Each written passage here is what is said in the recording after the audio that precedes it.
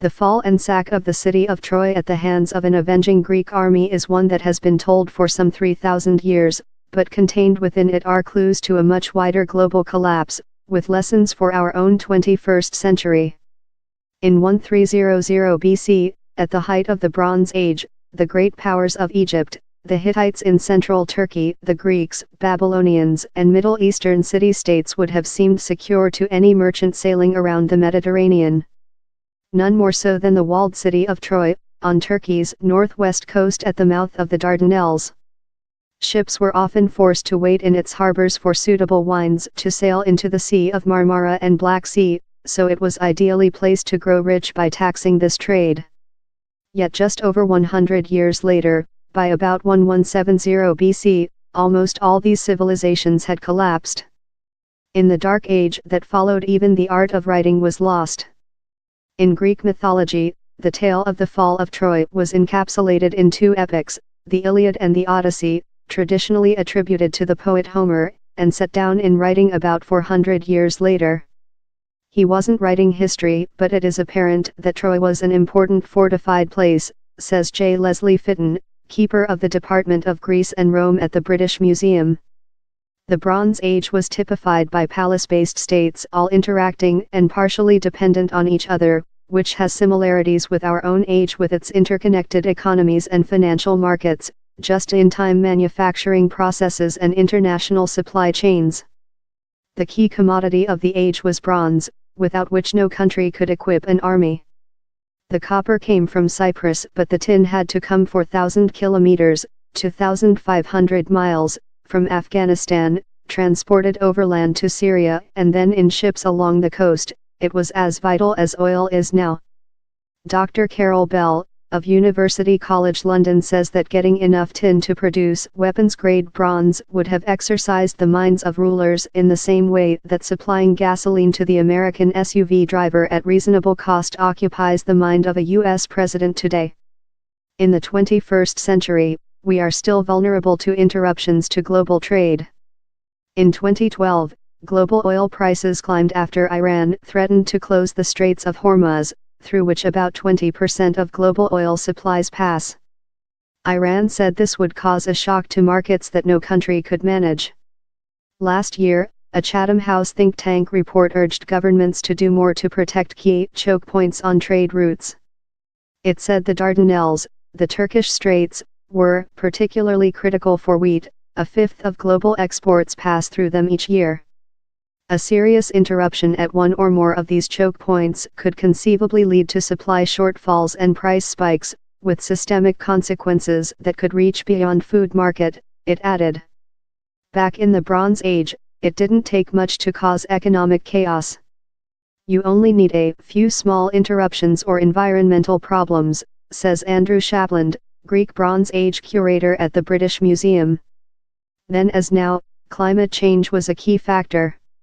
We know that led to famine, says Eric Klein, professor of archaeology at George Washington University, Washington, D.C. Indeed, pollen analysis, marine and oxygen isotope data show the period experienced 300-year-long droughts. The Mediterranean cooled significantly at this time, reducing rainfall levels over land. But the Bronze Age states were then hit by multiple events. Not just sustained droughts and famine, but also numerous volcanic eruptions, earthquakes, civil unrest, mass refugee migrations, trade disruptions, and war. If only one thing happens, you can survive. The difference in the late Bronze Age is you get the perfect storm. With 1, 2, 3, or 4 events, you're looking at multiplier effects. You can survive, says Professor Klein.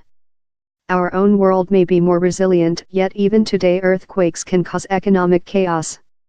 When Japan was struck by the 2011 Tohoku or Fukushima earthquake and tsunami, the economic impact was felt right across Asia. By 1250 BC, problems were accumulating. One Hittite queen appealed to Egypt for help, saying, "I have no grain in my land." A Syrian merchant warned that, "There is famine in our house, if you do not quickly arrive here we will all die of hunger." To help alleviate the situation, the Egyptians started food shipments to their neighbors. And even in the Bronze Age, governments were keen to promote their international aid programs. One pharaoh boasted he caused grain to be taken in ships to keep alive this land of Hatti, the Hittites. Despite this international cooperation, it was not enough. Whether those who lived around the palaces turned on their rulers because they were not getting fed or had lost their jobs is unclear. But as crops and economies failed, it triggered civil wars and the mass migration of refugees. In Homer, it is the affair between Troy's Prince Paris and Greek Queen Helen that triggers the legendary war. In reality, contemporary records from the neighboring Hittites confirm the Greeks had a number of military campaigns in the west coast of Anatolia, says Spiros Bakas of the Coryvantes Association for Historical Studies, with one Greek ruler leading 100 chariots and an infantry force against a Hittite prince. The two sides certainly clashed over Troy, which was a Luwian city, sometimes allied to the Hittites. At one point Troy's royal family was deposed, and there is also a Hittite letter to a Greek king about a peace deal over Troy. None of this proves Homer's accuracy, but Troy was clearly a place that could amass great wealth, so it was always going to attract people who might want to sack it, says J. Leslie Fitton. Troy was certainly sacked around 1200 BC, though there is nothing from it or Greece. Greek records are little more than administrative lists, to shed light on what happened. But in Syria we do have the voices of the victims of the wider catastrophe.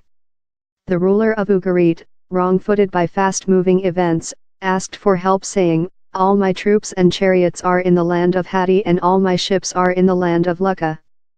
Thus, the country is abandoned to itself. His appeal seems to have fallen on deaf ears, perhaps his neighbors were also hard-pressed. If any help did arrive it came too late, according to one of the last tablets from the doomed city. When your messenger arrived, the army was humiliated and the city was sacked.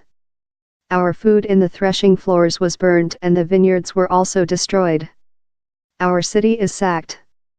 May you know it. May you know it. Those who survived possibly ended being sold as slaves, or joined the growing number of refugees and lawless freebooters as societies broke down.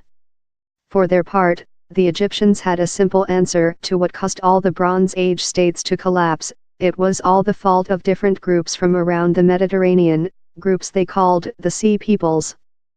The foreign countries made a conspiracy in their islands. All at once the lands were removed and scattered in the fray. No land could stand before their arms, says one Egyptian inscription. Egypt seems to have had time to defend itself and its army beat off the Sea Peoples, says Professor Klein, with Pharaoh Ramses III proclaiming, "I overthrew those who invaded from their lands, they were made as those that exist not." Andrew Shapland cautions that we need to be careful how we read such government statements. Ramses is just taking these migrants and he's making them the aggressors. What if he is doing what any right-wing politician today is doing, and finding an outside set of people and blaming them for the economic woes? If the Greeks really did vanquish the Trojans, their victory was short-lived. Most Greek palaces were also soon destroyed or abandoned. The Hittites, Syrian city-states, Assyrians and Babylonians also collapsed. Only Egypt survived. Unlike Bronze Age rulers who could only pray to their storm god for rain if the crops failed, we are far more aware of global problems and have far more technical resources to deal with them, says Professor Klein. But Homer's is a cautionary tale, he argues. Every civilization in the world has ultimately collapsed.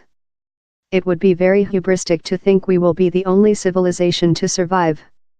This is a Newsbay/Netflix 8-part drama which retells Homer's story from the Trojans' viewpoint. The story we're telling has an epic and political sweep but is also deeply human and intimate, says writer David Farr. Troy, Fall of a City will begin at February 17, on Newsbay 1.